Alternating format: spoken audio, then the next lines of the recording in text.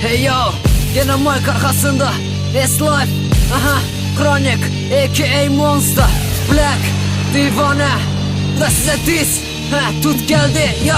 Yine söze başlamışıq elbette ki çetindi, MC'ləri tanıttıran vərəqdəki mətindi. Neçə vaxtı sizə yazdım Workston pastanı, artan ordumuzun əksəriyyəti qastanı. Yazdığınız pastadır, gedişiniz hastadır, növbəti dizdisi elə bu da pastadır. Olun qara basmada, vizual baxışda, düşün atmosfera, radikal yarışda.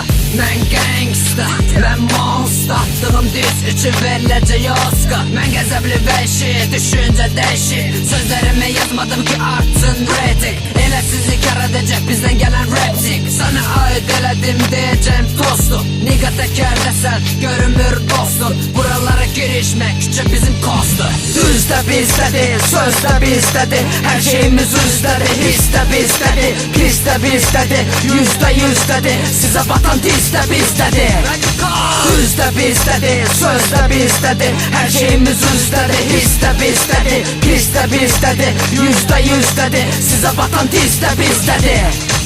Özünə MC deyən bir neçə axmağın dalınca düşübdür qışı fanatları. Konsertlərinə gəlir qohum əqraba, səhnədə meymunluq edir buratları. Heç kimə verməmək Allahın salamını, budurmu onların şöhrət həyatları.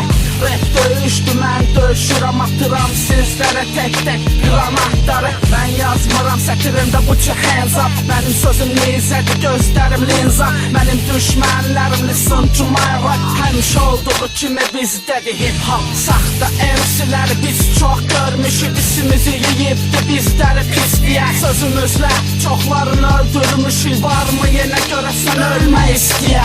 Biz buradayıqsa alışıb yanırsız deyilik, biz dəli damarı doğruyaq. Sətirlərlə PlayStation oynuyorsunuz, gəl pesimizmdən fast olayaq. Düzdə bizdədir, sözdə bizdədir, hər şeyimiz üzdədir, hissdə bizdədir, pisdə bizdədir, %100'dədir, sizə batan dizdə bizdədir. Düzdə bizdədir, sözdə bizdədir, hər şeyimiz üzdədir, hissdə bizdədir, pisdə bizdədir, %100'dədir, sizə batan dizdə bizdədir.